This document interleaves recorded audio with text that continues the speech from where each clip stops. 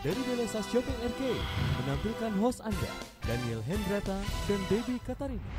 Shalom sekalian, jumpa lagi bersama dengan kami dalam suatu acara yang luar biasa yaitu Good News Program bersama dengan kami, saya Daniel Hendrata dan juga istri saya Debbie Katarina. Senang sekali bisa menjumpai pemirsa sekalian, baik yang ada di rumah maupun yang ada di Belesa Shopping Arcade ini. Hari ini adalah hari yang luar biasa, kita ada di luar daripada Belesa Shopping Arcade di Jakarta Selatan ini pemirsa sekalian. Tahukah Anda bahwa berkat Tuhan itu nggak pernah sisa dari kemarin loh Deb. Tuhan selalu memberikan berkat yang baru setiap pagi buat kita anak-anaknya. Dan jangan lupa pemirsa sekalian bahwa Good News Program dapat pula Anda saksikan melalui website kami yang ada di www.anugerah.net. Di mana, Deb? www.anugerah.net. Dan kapanpun acara ini berlangsung, bila ada di antara pemirsa yang memerlukan bantuan doa maupun konseling, jangan pernah ragu-ragu menghubungi kami di nomor-nomor telepon yang tertera di layar kaca pemirsa sekalian. Betul, ada satu topik yang sangat spesial yang sudah kami siapkan buat Anda sekalian, yaitu Church Makeover nomor yang ke-19. Wow, 19 ya, luar biasa sekali. Jadi 19 gereja yang sudah kami makeover, kami percaya ada kemuliaan Tuhan yang mau Tuhan lakukan terutama terhadap gereja-gereja yang kekurangan. Dan kali ini gereja yang ke-19 ada di mana, Deb? Gereja yang ke-19 berada di satu desa namanya Purwokerto, tepatnya di Banjarnegara, Jawa Tengah ya. Gereja ini bernama GSJA Batu Karang. Kalau Purwokerto itu kota besar loh, Deb, bukan desa. Jadi kotanya Purwokerto bagian besarnya, dan di Banjarnegara ini ada suatu gereja yang luar biasa, satu perkampungan kecil, dan kita percaya ada satu kemuliaan Tuhan yang Tuhan mau pancarkan di tempat itu. Kami berterima kasih kepada setiap partner, setiap pemirsa sekalian yang sudah memberikan dukungan terhadap pelayanan ini, dan kita percaya ada sesuatu yang luar biasa, Deb ya. Amin, amin. Nah pemirsa, tanpa menunda-nunda waktu lagi, mari kita saksikan satu tayangan video klip yang berikut ini.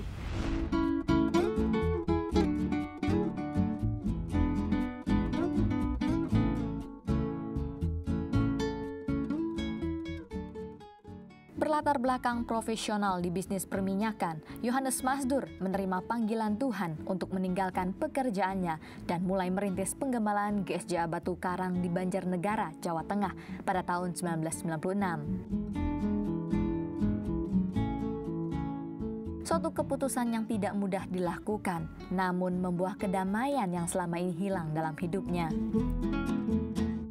Bersama istri dan keempat anaknya, Yohanes Mazdur setia melayani Tuhan.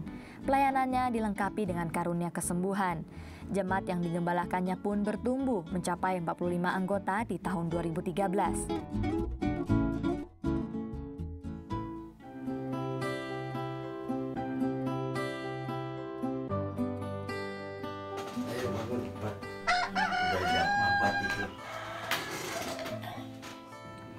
Kegiatan sehari-hari dimulai dengan doa subuh bersama jemaat.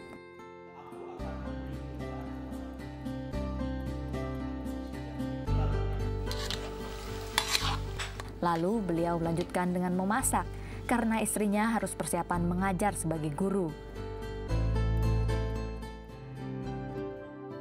Siang hari beliau akan kunjungan ke jemaat atau menginjil dari rumah ke rumah. Meskipun melayani jemaat yang minus, Yohanes Mazdur mempunyai reputasi yang disegani sebagai hamba Tuhan. Salam. Oh, ada tamu. Dari mana Om nih masuk Om? Dari rumah, katanya kamu sakit. Beliau sangat menjunjung tinggi integritas sehingga dipercaya menjadi ketua dari sebuah persekutuan khusus hamba Tuhan dan gembala sidang PDGD atau Persekutuan Doa Garda Depan se-Kabupaten Banjarnegara dan sekitarnya.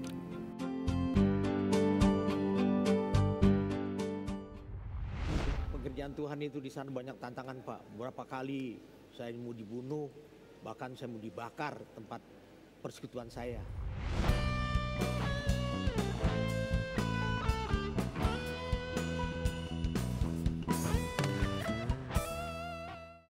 I love you so good. Biar kata lagi gak mood, bagiku kau very good. Oh oh, I love you so good. Aku suka makan so good, hanya so good, nikmat tak lezat. Oh so good, very good. It's very good. So nice, so nice. Ayo makan so nice, ayo kita SMS semua makan so nice. Ujungnya aja enak, apalagi tengahnya, Bun. So nice, enak loh. SMS, semua makan so nice.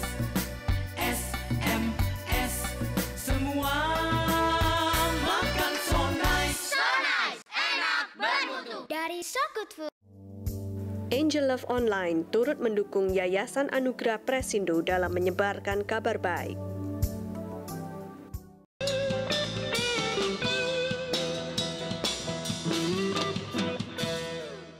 Ya pemirsa, Anda menyaksikan Good News Program. Bersama kami di studio telah hadir Pendeta Yohanes Masdur. Hari ini topik kita adalah Church Makeover yang ke-19.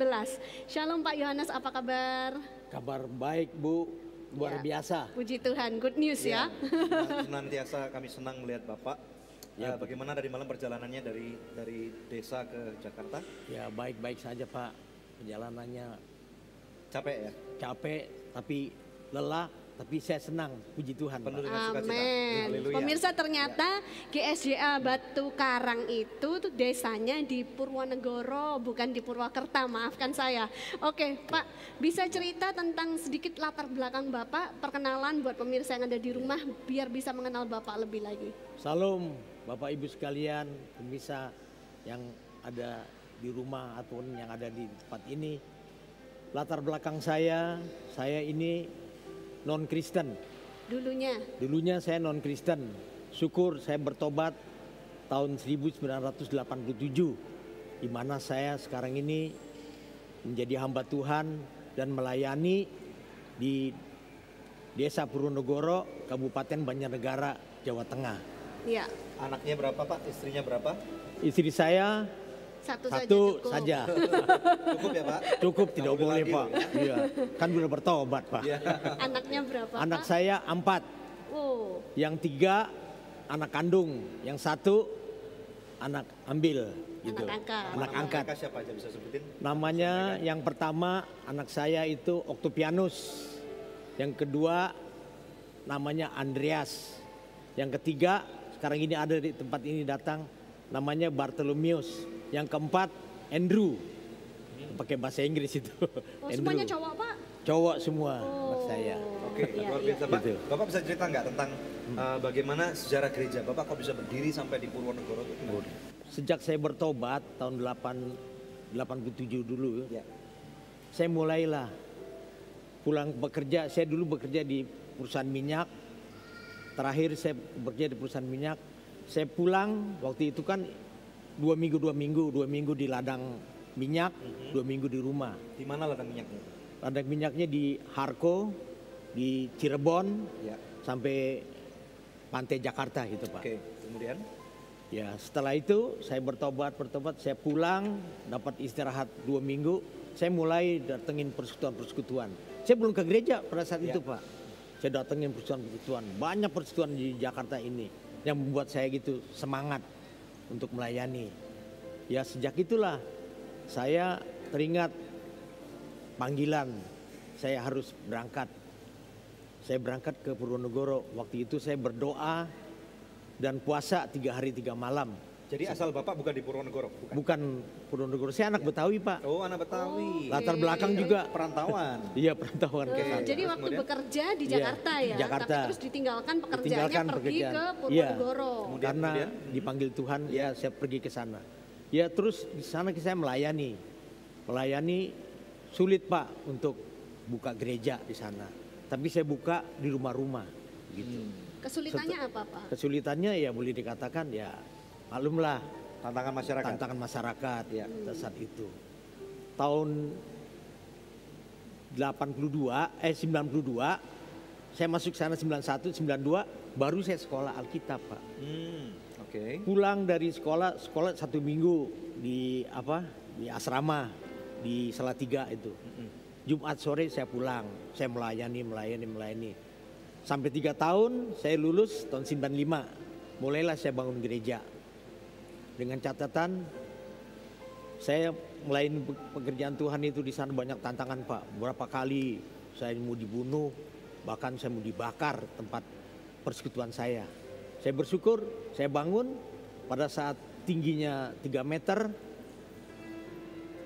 Rakyat di sana tuh ada orang-orang yang tidak suka itu ingin membakar dan ingin membunuh saya. 300 orang Pak. Tapi akhirnya gimana? Akhirnya saya berdoa, akhirnya mereka minta maaf. Mereka minta maaf. Ya. Bahkan mereka mengatakan, saya diajak pada saat hari rayanya dia, dengarkan korbannya mereka. Korbannya bagus Pak.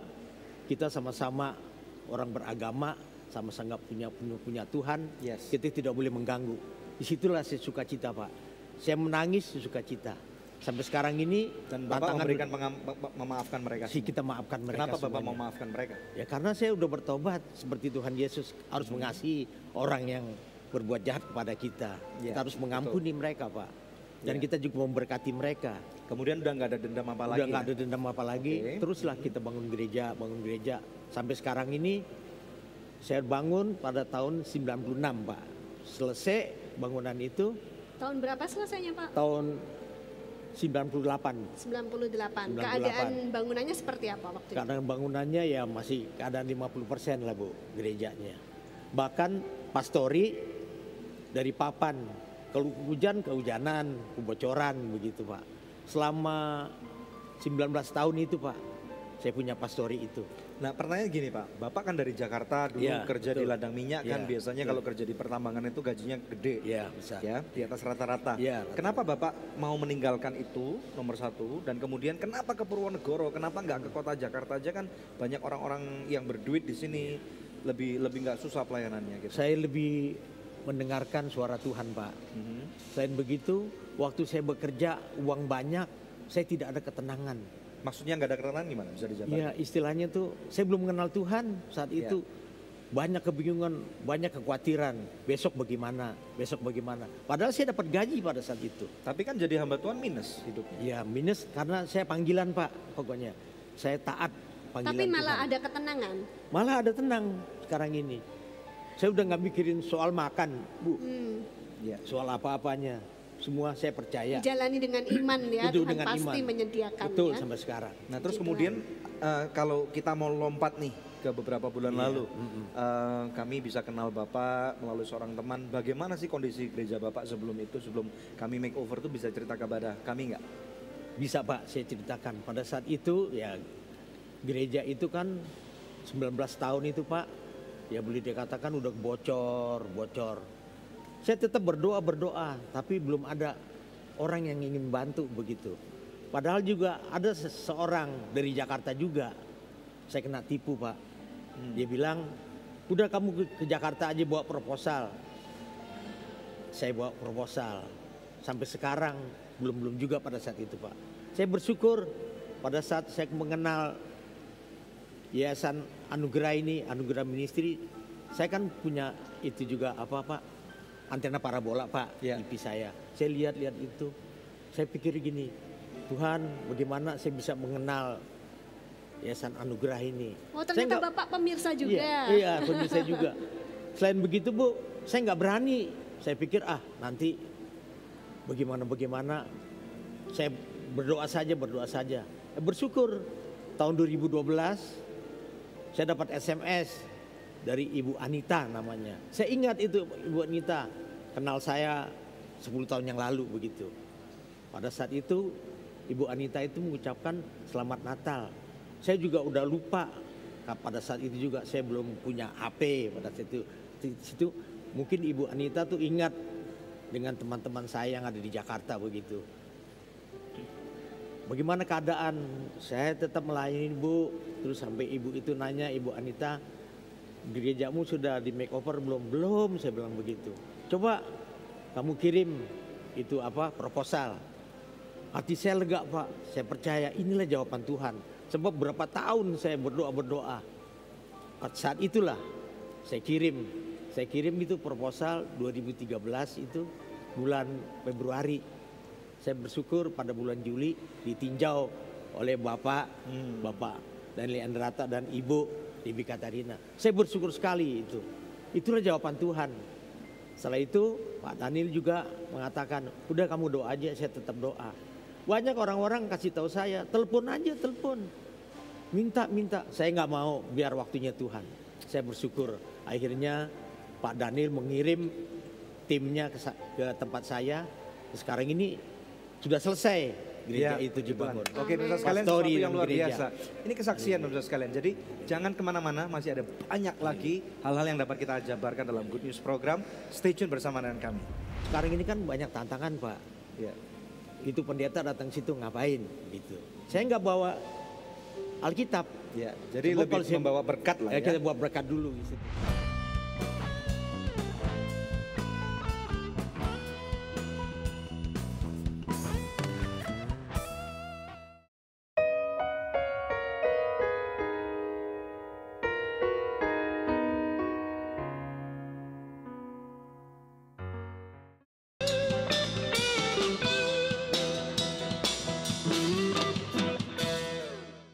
Masih bersama dengan kami dalam Good News program dalam Church Makeover bagian yang ke-19. Kembali kepada Pak Yohanes Masdur. Pak Yohanes Masdur, saya mau tanya nih, berapa jumlah jemaat Bapak yang dilayani rata-rata setiap hari Minggu sekarang? Setiap hari Minggu ada 30-35 orang, Pak. 35 orang ya? Iya. Nah, ini kalau boleh tanya, 35 orang itu kan jumlah relatif kalau di desa itu ada berapa orang tuh? Di desa itu sih banyak, Pak. Mhm.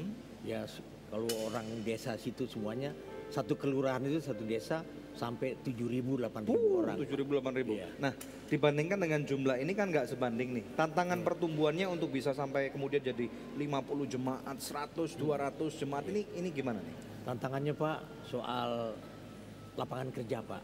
Maksudnya gimana, jabarkan? Maksudnya begini, anak-anak muda itu sudah lulus SMA dan sudah dia tidak sekolah lagi, mereka saya kirim ke Jakarta. Oh, Ada yang di Semarang, bahkan ada satu keluarga karena lapangan kerja tidak ada di sana, Ya. saya kirim jadi transmigrasi. jadi Pak Oh, Yohanes jadi ini jumlah jemaatnya berkurang terus, Berkurang Pak. terus. Pak Yohanes ini luar biasa deh. Yang kami kenal Pak Yohanes ini adalah salah satu penyalur tenaga kerja untuk teman-teman yang ada di Iya, Jakarta. iya, jadi, iya. Itu. jadi ini Iya. kalau misalnya seperti itu kan jemaat berkurang terus gimana nih? Ya bagaimana, Pak? Saya itu kumpul-kumpulkan orang aja, tapi nggak ada pekerjaan kan. Daripada Bingung mereka juga saya. minta-minta juga daripada repot, Pak, ya? minta-minta. Oh, jadi Daripada Bapak dia harus susah, berbesar hati iya. untuk melepas mereka. Bagaimana? Ya. Ya saya lepas mereka. Yang penting dia udah diselamatkan. Rata-rata usia berapa pada waktu mereka pindah dari Banjarnegara kemudian ke Jakarta, Semarang, Jogja dan lain-lain? Untuk anak muda itu usia 22, 25 begitu, Pak. Rata-rata mereka lulusan apa? Lulusan SMA, ada juga sih yang sarjana, Pak. Oke, silakan. Pak, kalau dilihat dari jumlah jemaat sekarang 35 kan nggak terlalu banyak. Ya, Tapi pada saat Bapak mulai, berapa jumlah jemaatnya dulu? Oh, mulai, Bu, saya tuh ya, pada saat saya datang ke sana, saya belum sekolah Alkitab, Bu. Artinya tuh saya nekat, Bu. Ya. Artinya nekat saya bawa Tuhan aja lah. Jumlahnya? Jumlahnya pertama kali saya menginjil selama 1 bulan itu, saya dapatkan 12 jiwa, Bu. Loh, Lang- gimana bisa secepat itu, Pak? Apa yang terjadi? Mereka banyak yang sakit. Oh, Ada yang sakit lumpuh, ada yang sakit jiwa. Itu saya lainin mereka. Semuanya sembuh. Oh, puji Jadi Tuhan. 12-12-nya itu saya baptis cepat-cepat gitu, Bu. wah, Itu. oke. Jadi pelayanan Puji Tuhan. Bapak disertai dengan kuasa kesembuhan Iya, ya. betul, betul, Bu, gitu. Puji Tuhan. Nah, Bapak juga bisa ceritakan profil jemaat Bapak seperti apa rata-rata penghasilan mereka? Rata-rata penghasilan pekerjaannya? mereka sih boleh dikatakan sekarang ini kan yang ada tua-tua. Hasilnya mereka tuh ada yang bikin makanan begitu. Ada yang ikut bertani. Tapi taninya itu bukan tanahnya sendiri, tanah orang lain. Buruh begitu. tani. Jadi buruh tani. Oke. Terus berapa jumlah persembahan yang masuk, Pak? Rata-rata. Persembahan rata-rata setiap minggu itu 70.000, Pak. Tiap minggu. Tiap itu minggu. itu nggak termasuk perpuluhan. Enggak Perpuluhan termasuk berapa perpuluhan. jumlahnya kira-kira? Perpuluhan ya sekitar, kalau dihitung-hitung tuh, ya saya malu, Pak, mengatakannya di tempat ini.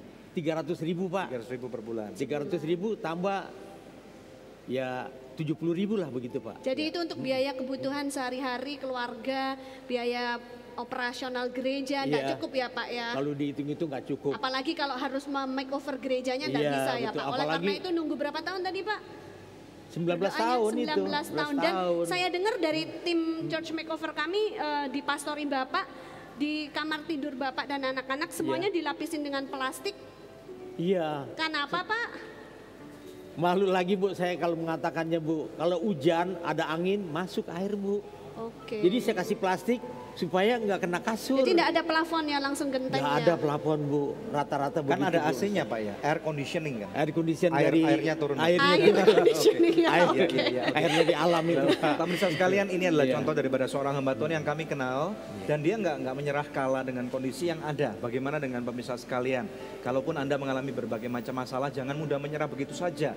Karena tentunya tantangan kehidupan ini Tuhan berikan bukan untuk kita supaya kalah, tetapi supaya kita berdoa kepada Tuhan, supaya kita berharap kepada Dia, dan pada waktu sepertinya kita dipelotot, keluar dipencet, itu maka akan ada satu kreativitas, hikmat Tuhan yang kemudian yang kita selama ini terima dan akan keluar. Kita akan menyaksikan satu video klip bagaimana gereja ini kami makeover, dan kemudian nanti setelah break kita akan menyaksikan ada satu kelompok band yang luar biasa, yang sangat rancak, yang akan memberkati pemirsa sekalian. Jangan kemana-mana, telah bersamakan kami dalam Good News Program. Dan jika ia telah berbuat dosa, maka dosanya itu akan diampuni. Doa. Saya akan mengambil minyak urapan ya. Kami berdoa Tuhan Yesus, biarlah Engkau mengurapi minyak ini dengan urapan-Mu. Sebagian besar jemaat yang digembalakan oleh Yohanes Mazdur adalah orang-orang sederhana yang bermata pencaharian buruh tani. Dalam kesederhanaan, tidak banyak yang dapat mereka lakukan ketika gedung gereja GSJA Batu Karang mengalami kebocoran. Atap yang bocor menyebabkan kehancuran pada plafon dan kerapuhan pada rangka yang terbuat dari bambu. Atap berpotensi roboh dan bisa memakan korban jiwa. Keadaan pastori tidak lebih baik dari gereja. Tidak ada plafon pada kamar tidur, mengharuskan Yohanes Mazdur dan keluarganya memasang plastik di atas ranjang mereka, supaya debu-debu serpihan genteng tidak jatuh ke wajah dan tubuh mereka saat tidur. Kamar mandi berdinding papan kayu yang sudah lapuk. Kondisi dapur juga mengenaskan. Akhirnya, Tuhan menjawab doa dan penantian mereka. Dengan caranya yang ajaib, Tuhan pertemukan Yohanes Mazdur dengan anugerah ministris yang memilih GSJA Batu Karang sebagai proyek church makeover-nya yang ke-19.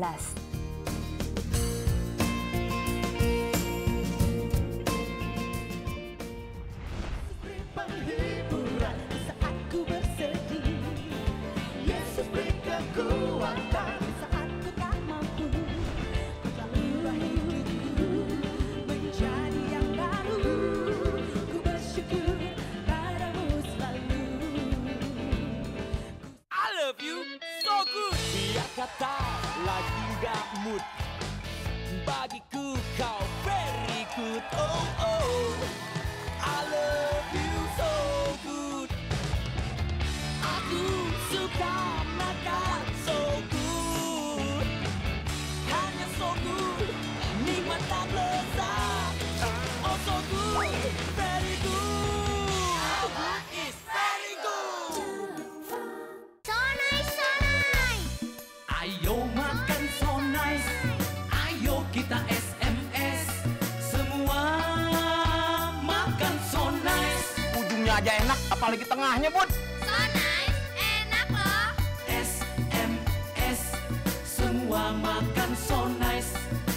SMS, semua makan so nice. So nice, enak, bermutu. Dari So Good Food. Angel Love Online turut mendukung Yayasan Anugerah Presindo dalam menyebarkan kabar baik.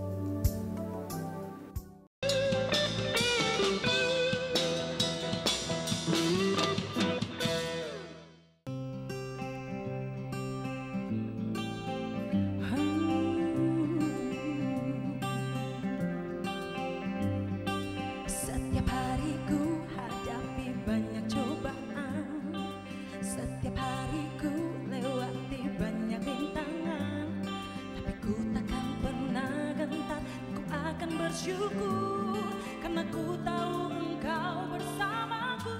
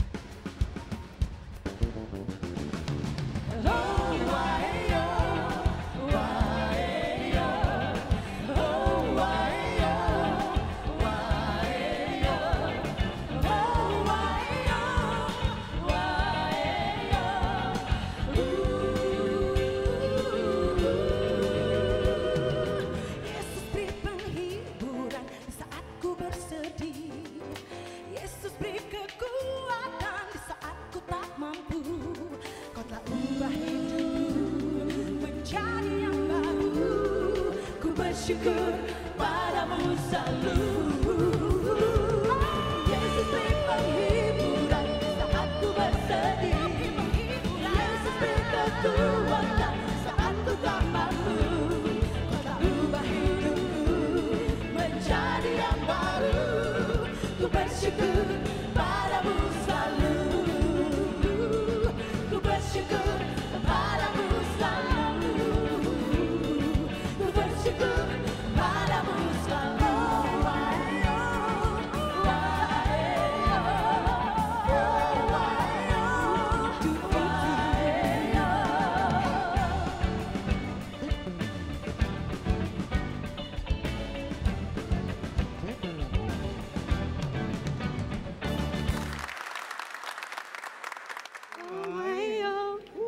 Wayo, asik ya, asik banget lihat mereka goyang-goyang jadi pengen ikutan. Nama grupnya siapa? Mulia. Mulia. Mulia itu Mulia. kenapa yang dipilih nama Mulia? Kenapa kok nggak yang lain? Membawa umat lebih dekat akan Tuhan. Oke. Itu Mulia. Tadi kita lihat bahwa aransemennya tuh bagus banget, ada koreografinya, dance-nya. Itu idenya siapa yang bisa berpikir seperti itu? Gitu? Wah, kalau untuk aransemen semuanya ini sih kita kerjasama semuanya. Jadi ada ide mereka kasih. Siapa yang punya ide teman-teman kasih. Jadi lebih kerjasama. Ini suaranya Yahud juga ya? Ya, Mulia dengan albumnya Pengharapan. Boleh dikenalkan Kenalin satu dulu. persatu personelnya? Oh ya. Yang bicara ini siapa? Aku dengan Joni. Ya. Drum Wahyu Prasetya, bass Lexi Chandra, gitar Ari Wicaksono, piano Denny Hehanusa. Ya. Terus untuk tim vokalnya, singernya ada Bung Jerry, ada Nova, Rita. Ini kayaknya pemain musiknya dan juga ini kolaborasi dari beberapa tempat gitu ya? Iya. Oke, bisa cerita nggak latar belakang daripada grup band Mulia ini? Kalau bicara latar belakang, memang kita terbentuk dari persekutuan doa, Pak. Nah, persekutuan doa berawal dari tahun 96. Oh ya, udah lama banget dong? Iya, persekutuan ini. Jadi kami tim penginjilan ke beberapa daerah dan base kami ada di daerah Bekasi Harapan Indah. Wow, oke. Nah, gitu. Kemudian ini adalah album yang keberapa yang ini pertama, Pak. Oh, album yang pertama. Terbentuk mulai tahun 96. Iya, memang. Selama ini kenapa nggak buat album? Padahal bagus banget nih. Personalnya adalah orang-orang yang luar biasa. Tadi lagu yang dinyanyikan judulnya apa? Ku bersyukur. Ku bersyukur. Itu siapa yang ngubah lagunya? Kebetulan aku yang nyiptain. Oh, bagus banget ya. Ada Tapi suara yang anak-anak di bareng-bareng, depannya. yang aransemen bareng-bareng. Oke, tadi anak-anak siapa yang diajak nyanyi? Adik-adik kecil kita. Oke, di persekutuan doanya. Iya, di persekutuan doa juga. Oke, selamat ya buat Mulia. Kalian hampir di Good News Program, terima kasih. Kami merasa Sama-sama. diberkati, saya percaya bahwa pemirsa sekalian juga merasa diberkati dengan kehadiran daripada kelompok band Mulia ini. Ya. Nah pemirsa, inilah waktunya kuis yang selalu dinanti-nantikan oleh pemirsa. Pertanyaannya mudah sekali. Album keberapakah Pengharapan ini dari Mulia Band? Anda bisa kirimkan jawabannya dengan format seperti ini, kuis, kemudian nama, alamat lengkap, dan jawabannya. Bila Anda mengirimkannya melalui email, sertakan juga nomor HP Anda dengan format yang sama. Pemirsa, maka kepada 10 orang pemenang terpilih, kami akan mengirimkan masing-masing sebuah CD Pengharapan persembahan dari Mulia. Stay tune bersama dengan kami pemirsa, karena akan ada lebih banyak good news lagi setelah break yang satu ini. Betul semangat, apalagi kemarin waktu saya buka kebaktian hamba-hamba Tuhan itu. Mereka kaget. Oh, di gereja Bapak? Iya.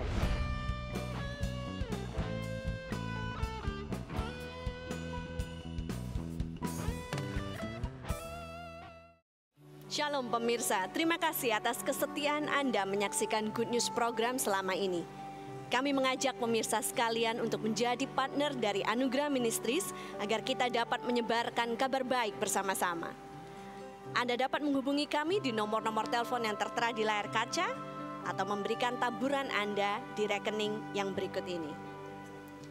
Untuk setiap taburan yang Anda berikan, Anda memastikan kelangsungan Good News program dan juga program-program sosial kami lainnya.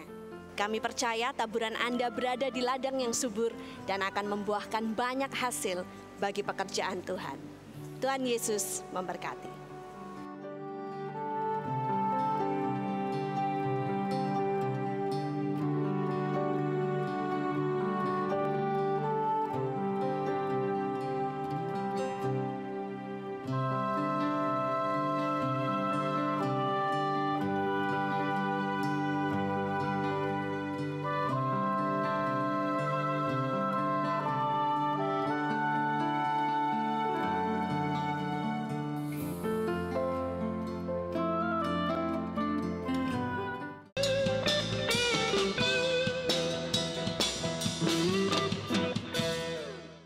Masih bersama kami dalam Church Makeover bagian yang ke-19. Pemirsa sekalian, jangan lupa apabila Anda memiliki masalah, tantangan dalam kehidupan Anda, kami ada di sini untuk menjadi partner doa bagi Anda. Hubungi kami sekarang juga di nomor-nomor telepon yang ada di layar televisi Anda, dan akan ada orang-orang yang akan membantu Anda dalam konseling dan juga doa. Oke? Kuasa doa besar sekali kuasanya, pemirsa sekalian. Silakan, Dok. Oke, Pak Yohanes bisa ceritakan nggak kepada kami? Jadi sekarang bagaimana keadaan gereja Bapak? Apa saja yang sudah di makeover? Ya sudah di makeover ya, selesai semuanya Bu. Gerejanya dan pastorinya.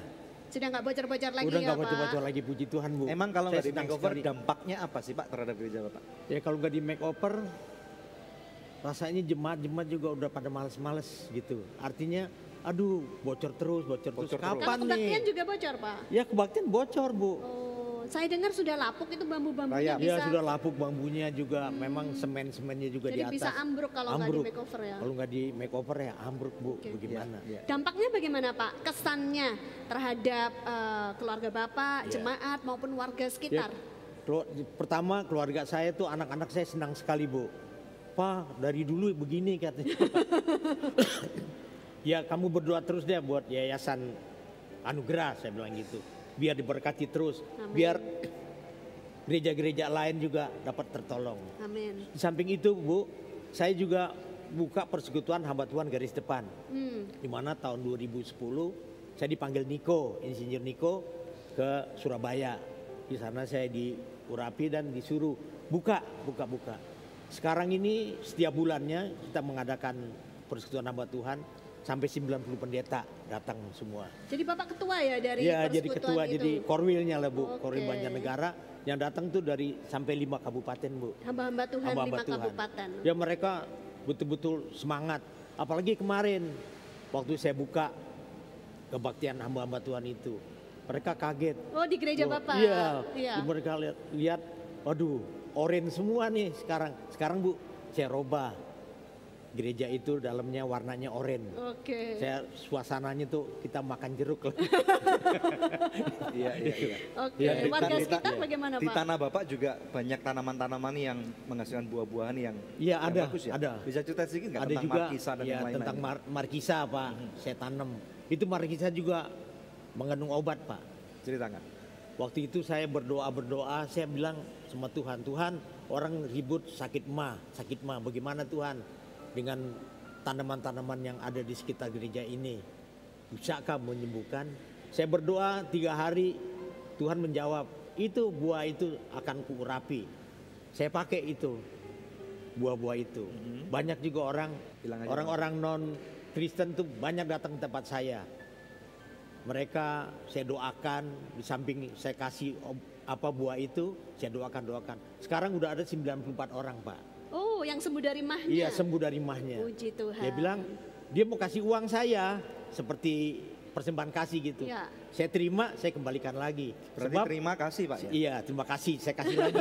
Diterima dan dikasih? Iya, karena Kenapa, apa Pak? Pak? Saya pikir begini, dia belum kenal Tuhan yang sesungguhnya. Kalau dia udah kenal Tuhan sesungguhnya, itu termasuk PK, saya terima, saya ambil gitu. Lah berarti kalau misalnya nanti ada pemirsa-pemirsa yang mungkin daerah Banjarnegara yang tahu, itu Pak Mastur tuh lagi sakit, boleh nggak mereka datang ke tempat Bapak? Boleh, saya ya? Terbuka ya, langsung didoakan, tumpang iya, tangan saya gitu. doakan itu buahnya. Nah ini yang terjadi Deb, jadi selama ini di Indonesia ini banyak gereja-gereja yang seperti ini. Yeah. Kalian mungkin perlu tahu nih ya. Jadi Indonesia itu demografisnya ada banyak sekali desa, ada banyak sekali lembah, dan banyak sekali gereja-gereja seperti mereka ini yang kekurangan, yang tidak banyak orang tahu karena mereka nggak punya resources untuk memberitahukan kepada khalayak ramai bahwa mereka perlu bantuan. Iya. Nah, melalui church makeover ini yang kita lakukan adalah menjadi perpanjangan tangan dari pemirsa sekalian dan juga dari partner-partner Anugerah Ministries untuk menolong mereka. Iya. Sehingga nama Tuhan dipermuliakan. Amin. Kita nggak melihat nama gereja, yang Amin. penting potensinya ada nggak. Nah, kami Ya. puji Tuhan melihat ada potensi yang besar dari gereja ini dan kemudian ada rencana Tuhan yang mau dinyatakan. Jadi kami makeover dan ini adalah kasih karunia Tuhan, Deb.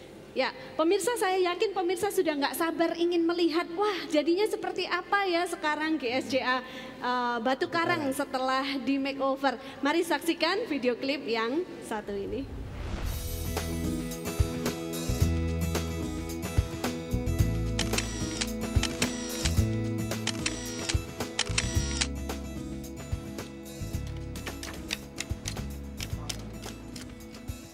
5 Oktober 2013 menandai dimulainya proyek Church Makeover yang ke-19 ini.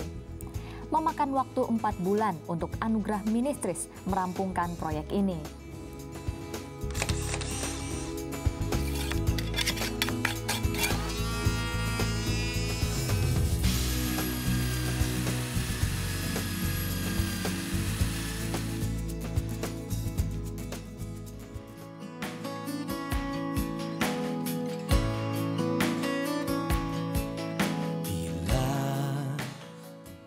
Pada tanggal 11 Februari 2014, akhirnya gedung gereja GSJA Batu Karang yang telah di makeover diresmikan.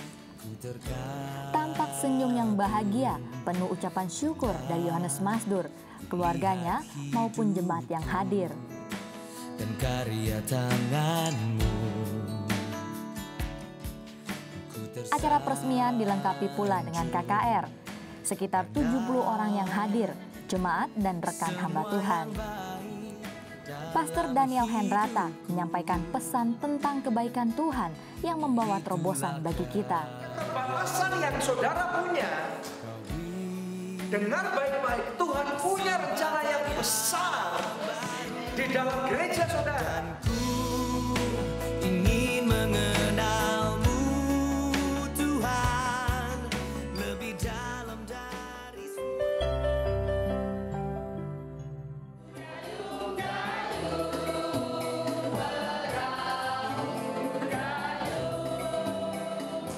Kiranya nama Tuhan semakin dipermuliakan melalui pelayanan GSJA Batu Karang ke depannya.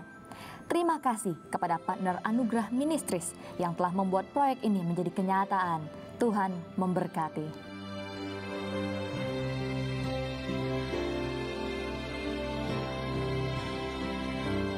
Ku yakin saat kau berfirman,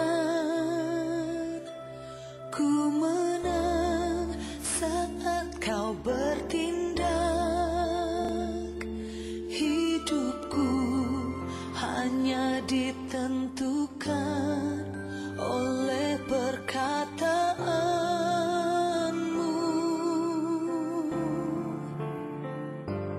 Ku aman karena kau menjaga. Untuk di kota-kota kecil tersebut, mereka perlu untuk dorongan menjadi kompetitif karena mereka kurang dari segi lingkungan, mereka kurang mendapat itu.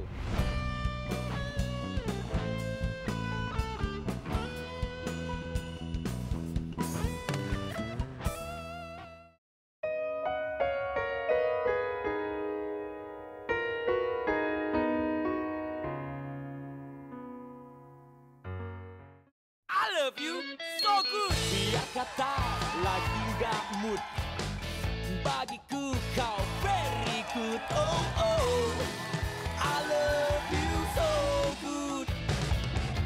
Aku suka makan so good, hanya so good, nikmat dan lezat. Oh so good, very good. How good is very good.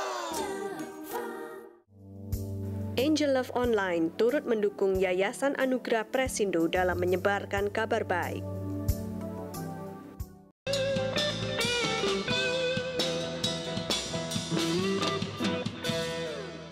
Masih dalam Good News Program. Topik kita hari ini adalah Church Makeover bagian yang ke-19. Nah, Pak Yohanes, jadi di Yayasan Anugerah ini selain kami memakeover gereja-gereja, kami juga punya kegiatan-kegiatan yang lain, Pak. Dan sekarang kami mau melaporkan kegiatan lainnya ya. Oke, Daniel bisa ceritakan bagaimana proses perkembangan kita dengan SD yang kita bangun di Wetuwu ya? Oke, pemirsa sekalian, seperti pemirsa sekalian mungkin sudah tahu bahwa kami mempunyai sebuah panti asuhan bernama Pondok Kasih Anugerah di satu dusun yang bernama Wetuwu. Nah, Wetuwu ini adalah suatu dusun yang sangat kecil, terletak di suatu gunung sekitar 1.500 di atas permukaan air laut. Jadi sangat tinggi sekali, sangat indah. Kalau pagi itu Dep, ini breathtaking panoramic view gitu. Jadi dari kamar kami bisa melihat bagaimana indahnya gunung. Matahari terbit di ufuk timur itu begitu cantik sekali. Di atas awan ya? Di atas awan. Jadi panti kami itu terletak di atas awan dan di sana ada banyak sekali orang-orang dari suku terasing yang bernama suku Wana. Nah, di sini Tuhan memberikan satu beban kepada kami, bukan hanya panti asuhan, tetapi Tuhan izinkan untuk membangun suatu sekolah yang akan kami beri nama SD Anugerah. Nah, proses membangun sendiri sebenarnya kita udah lakukan selama beberapa bulan ini. Pada waktu bulan Mei kemarin tim kami berangkat ke sana dan waktu itu helikopternya nggak available. Jadi mau nggak mau yang harus kami lakukan adalah kami naik pesawat dari Jakarta ke Luwuk naik mobil sekitar hampir 8 jam, 6 jam 8 jam. Kemudian kami bermalam suatu tempat yang bernama Lemo. Kemudian kami pagi-pagi naik ojek sekitar jam 6 pagi, naik motor 3 motor kami naikin, itu udah nggak ada jalan aspal, jalan berbatu, lewat jurang, lewat sungai dan lewat pinggir jurang maksudnya, lewat sungai, kemudian lewat jembatan bambu, terus kemudian sampai kira-kira hampir 2 jam sampai di sana, nggak ada lagi jalan yang bisa dilewati oleh motor, kami harus jalan mendaki bukit dan gunung. Dan bagi saya pribadi perlu persiapan yang lumayan Gimana capek. persiapannya? Saya pikir persiapan di gym itu sudah cukup, kira-kira hampir 1 bulan udah cukup. Saya udah pakai bukan hanya treadmill tapi pakai tracking machine. Saya udah pakai set ini forest forest trailing gitu. Udah mantep banget, tapi sampai sana baru mendaki 15 menit itu udah kayaknya udah mau mati gitu ya. Nafas udah di ujung dada ini udah mau meledak rasanya. Kenapa? Jalannya seperti karena apa? Beberapa perjalanan itu istilahnya lutut ini udah sampai di dada gitu, naik gitu ya. Ini mendaki gunung jadi ya? Jadi istilahnya semi mendaki gunung gitu. Dan ini kalau saya nggak ditarik oleh pemandu gitu, kayaknya mungkin bisa 10 jam. Tapi puji Tuhan karena tim kami ada Pak Yandri, ada Samuel, ada beberapa teman-teman dari Ulutubu terus memberikan dukungan kepada saya. Ada hujan juga lewat sungai dan macam-macam, kita harus makan di pinggir sungai. Berapa jam ini jalannya? Sampai di panti kami itu perlu waktu mendakinya 6 jam. Berapa gunung? Katanya sih 4 gunung, 4 atau 6 gunung saya lupa gitu. Dan itu luar biasa banget. Itu pengalaman yang sangat mengasyikkan bersama dengan Tuhan. Di sana kita dapat melihat bagaimana Tuhan Yesus itu meninggalkan tahtanya mau untuk peduli dengan orang-orang seperti kita. Amen. Nah, kita orang-orang kota siapa nih nggak mau ke dusun-dusun, nggak mau menjangkau suku terasing di Indonesia kan banyak nih.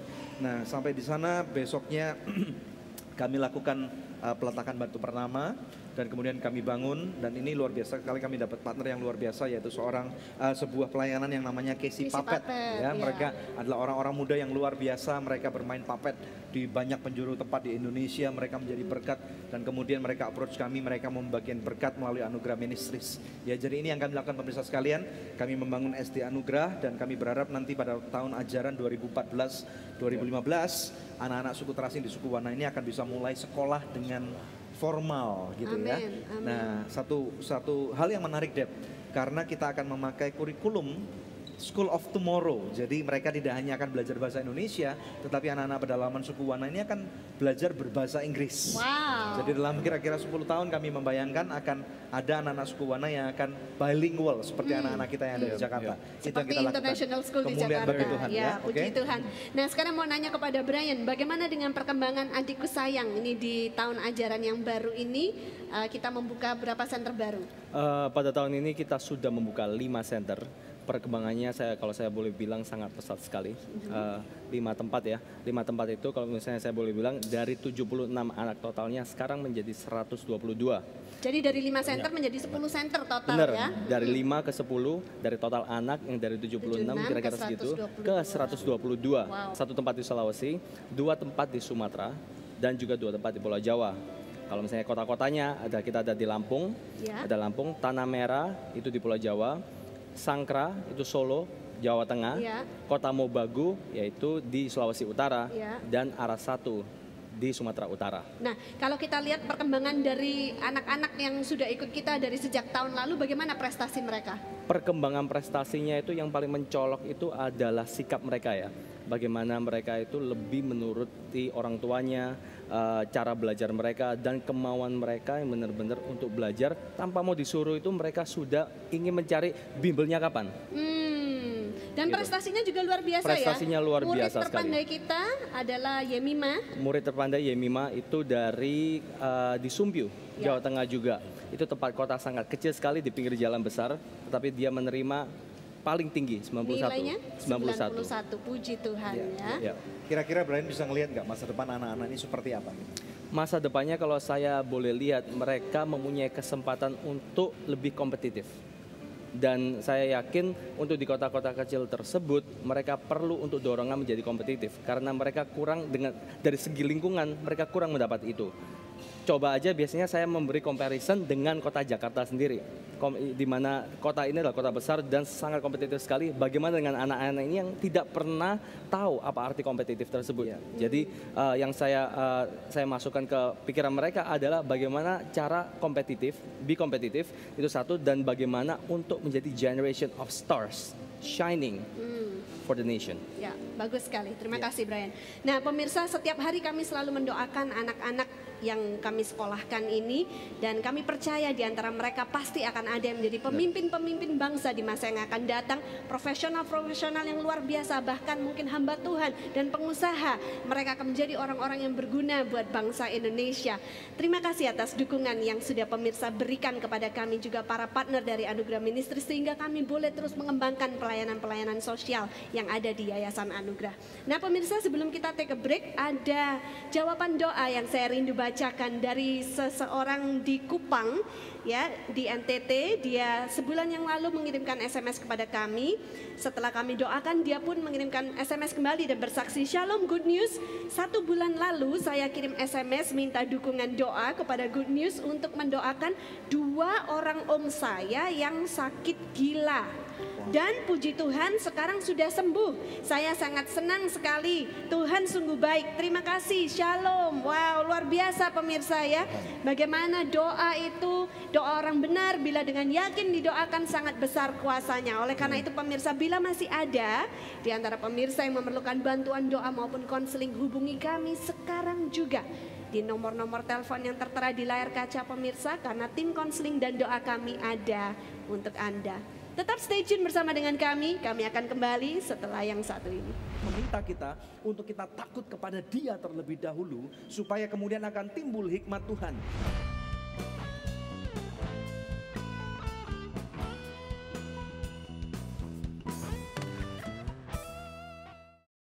Shalom pemirsa, terima kasih atas kesetiaan Anda menyaksikan Good News program selama ini.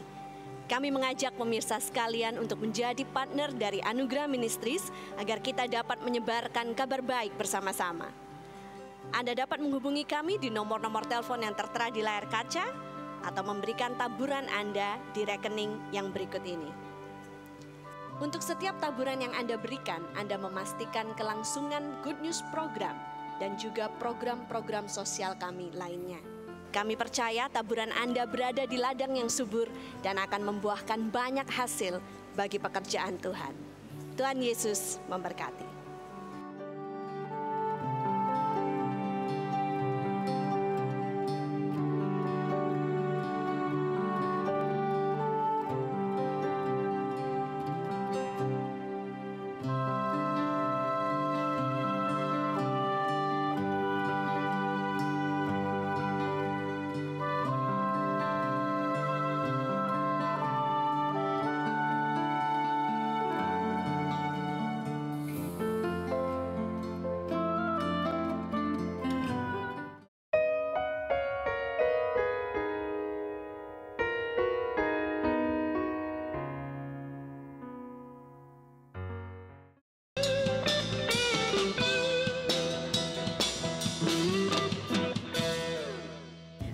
Pemirsa Good News program masih berlanjut dalam topik kita hari ini, Church Makeover bagian yang ke-19.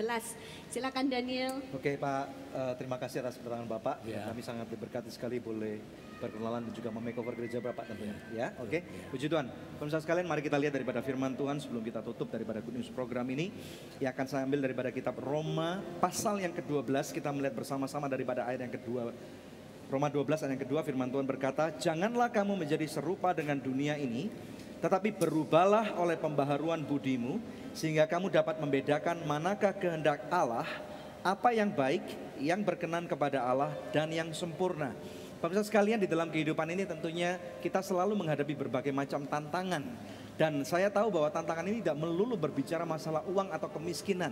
Bagi Anda yang mungkin lagi menonton Good News program dan kemudian Anda berkata, "Pak, saya punya banyak uang, tetapi keluarga saya berantakan." Atau mungkin saya mempunyai masalah di dalam bisnis ataupun pekerjaan saya. Saya percaya ini adalah satu tantangan yang juga Tuhan izinkan kepada kehidupan Anda juga. Atau mungkin Anda yang juga berkata, "Pak, saya mengalami masalah keuangan, finansial Pak, saya terikat hutang piutang." Atau mungkin Anda adalah daripada beberapa hamba Tuhan yang gereja-gerejanya sudah menantikan begitu lama untuk kapan kami akan menerima giliran untuk di makeover oleh Tuhan. Dengar baik-baik, firman Tuhan berkata, "Janganlah kamu menjadi serupa dengan dunia ini." Tahukah Anda pemirsa sekalian bahwa dunia selalu melihat, mengukur segala sesuatu. Takarannya adalah apa yang mereka punya, apa yang mereka bisa raih, dan apa yang mereka bisa lakukan dengan keuangan yang mereka punya. Tetapi kita nggak bisa serupa dengan dunia. Ini kata firman Tuhan. Saya berbicara di dalam kehidupan kita harus, firman Tuhan meminta kita untuk merubah cara berpikir kita, ya. Katakan merubah cara berpikirku. Sangat penting sekali dalam kehidupan manusia. Manusia itu punya satu aset yang sangat besar yang namanya otak, pemirsa sekalian. Kita tahu bahwa otak manusia itu ada di belakang kepala kita, dan dari otak ini akan ada, kalau kita memakai otak kita, maka yang timbul adalah satu pemikiran. Nah, daripada pemikiran ini akan timbul satu hikmat, pemirsa sekalian. Kita tahu dalam Alkitab kita, dalam firman Tuhan dikatakan permulaan hikmat itu terjadi karena seseorang takut akan Tuhan. Jadi oleh karena itu pemirsa sekalian, kita tahu bahwa Tuhan meminta kita untuk kita takut kepada Dia terlebih dahulu, supaya kemudian akan timbul hikmat Tuhan.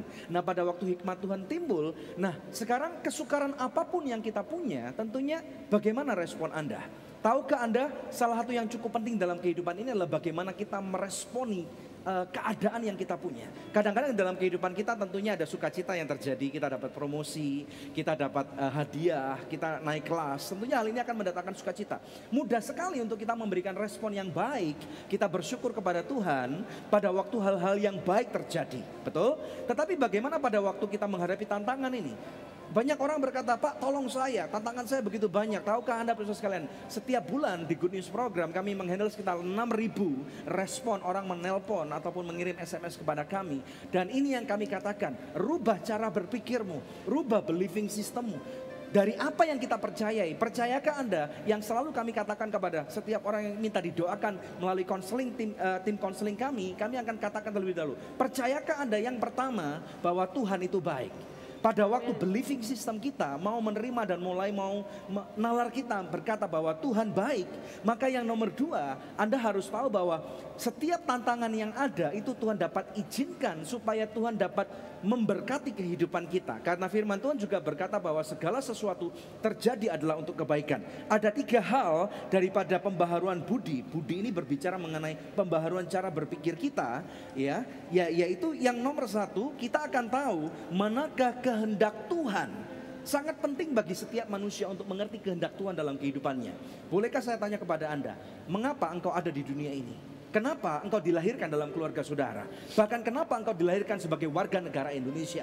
Kalau Anda nggak mengerti, saya dorong Anda berdoa. Tanya kepada Tuhan. Tuhan, apa tujuan hidup saya? Tuhan, kenapa engkau lahirkan aku di keluargaku yang kaya ini? Tuhan, kenapa engkau lahirkan aku di keluargaku yang miskin ini? Kenapa Tuhan warna kulitku coklat? Kenapa Tuhan aku warga negara Indonesia? Kenapa aku nggak dilahirkan di Amerika? Tanyakan ini kepada Tuhan. Karena ini adalah hak hidup setiap orang untuk tahu.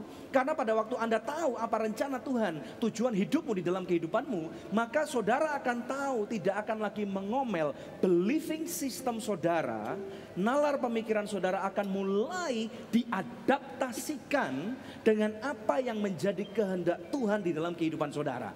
Saya lihat ini yang dilakukan oleh Bapak Yohanes Mazdur di dalam kemiskinan. Jemaat-jemaat yang dilayani, dia tidak menyerah begitu saja, tetapi dia melihat ada satu celah, satu kesempatan bagaimana pada waktu dia bisa mulai membeli sapi-sapi walaupun jumlahnya nggak banyak. Kemudian dia bertanya kepada Tuhan, bagaimana aku dapat menjadi berkat bagi orang-orang yang di sini. Dan yang kemudian yang dia bawa berkat itu, masyarakat baru mulai menerima dia. Saya katakan kepada Anda, jangan pernah menyerah dengan masalah Anda. Jangan pernah menyerah dengan kemiskinan. Jangan pernah menyerah dengan berantakannya keluarga saudara. Jangan pernah menyerah dengan sakit penyakit yang kau punya. Jangan pernah menyerah dengan posisi rendahan yang hari ini menjadi pekerjaan dan mata pencarian saudara. Tetapi bertanya kepada Tuhan, apa kehendak-Mu bagi saya Tuhan? Sehingga firman Tuhan mengatakan nomor satu, engkau akan tahu kehendak Tuhan. Apa yang baik bukan hanya bagi apa yang kelihatan buat mata kita, tetapi apa yang baik sesuai dengan kemuliaan nama Tuhan. Kemudian yang dikatakan yang berkenan kepada Tuhan dan yang sempurna. Bayangkan pemirsa sekalian, kalau setiap daripada kita mengerti kehendak Tuhan, kemudian kita mulai tidak lagi mengomel, kita tidak lagi bertutur kata yang tidak baik, tetapi kita senantiasa bersyukur kepada Tuhan. Terima kasih Tuhan atas setiap kebaikan-Mu, aku masih bisa bernafas, aku masih bisa hidup, aku masih bisa punya keluarga walaupun tantangan ini berat. Tetapi pemirsa sekalian, tahukah Anda bahwa melalui tantangan-tantangan ini, rupanya ini yang kami alami, setiap tantangan kesukaran yang ada, rupanya Tuhan bisa pakai hal-hal ini untuk nomor satu mendewasakan kita. Nomor dua, Tuhan bisa pakai hal-hal ini untuk mengekspansi kita. Katakan mengekspansi. Maukah Anda diekspansi oleh Tuhan? Maukah Anda diberkati oleh Tuhan? Kalau memang Anda mau rubah dulu believing system saudara. Kalau believing system saudara, kalau cara berpikirmu sudah dirubah sesuai dengan standarnya firman Tuhan, maka Anda tidak lagi akan melihat segala kesukaran ini menjadi masalah kehidupan yang berat. Maukah Anda berdoa bersama dengan kami? Saya percaya ada mujizat Tuhan yang akan terjadi di dalam kehidupan Anda. Saya mengajak Anda berdoa. Mari pemirsa sekalian kita berdoa. Bapa, di dalam nama Tuhan Yesus Kristus, aku berdoa bagi setiap pemirsa Good News Program. Hari ini mereka yang mengalami berbagai macam masalah dan tantangan. Pemirsa sekalian, apabila engkau mau untuk berubah dalam believing system saudara, angkat tangan pemirsa sekalian di rumah, arahkan ke arah televisi. Dan Bapa, engkau melihat setiap kerinduan hati mereka. Untuk mereka mau merubah cara berpikir, pembaharuan budi mereka. Mereka mau merubah believing system mereka. Dari pikiran akan turun ke hati. Dari hati keluar daripada tutur kata dan tingkah lakumu. Maka terima pemirsa sekalian, engkau adalah ciptaan yang baru. Firman Tuhan mengatakan yang lama itu sudah berlalu, tetapi yang baru sudah datang. Aku memberkati engkau. Aku deklarasikan masalah keluargamu selesai. Kemiskinanmu keluar. Sakit penyakitmu sembuh dengan bilur-bilur Yesus. Terima mujizatnya, terima kebaikannya. Tuhan baik, Tuhan baik. Katakan Tuhan baik. Terima kasih Tuhan, engkau baik. Walaupun seringkali aku gak mengerti Tuhan, engkau baik. Terima pemirsa sekalian kebaikan Tuhan. Dan saya tutup dengan satu kata ini. Tuhan sayang saudara. Tuhan madly in love with you. Di dalam nama Tuhan Yesus Kristus kami berdoa dan mengucap syukur kepada Tuhan. Haleluya. Amin. Ya pemirsa, satu tayangan yang luar biasa telah kita lalui bersama ya. Dan kami percaya episode ini telah memberkati pemirsa sekalian dimanapun Anda berada. Saya Debbie Katarina bersama dengan suami saya Daniel Hendrata, dan jangan lupa untuk selalu cek di website kami yang ada di www.anugerah.net. Terima kasih atas setiap support dan dukungan yang sudah diberikan kepada pelayanan kami. Tuhan Yesus memberkati.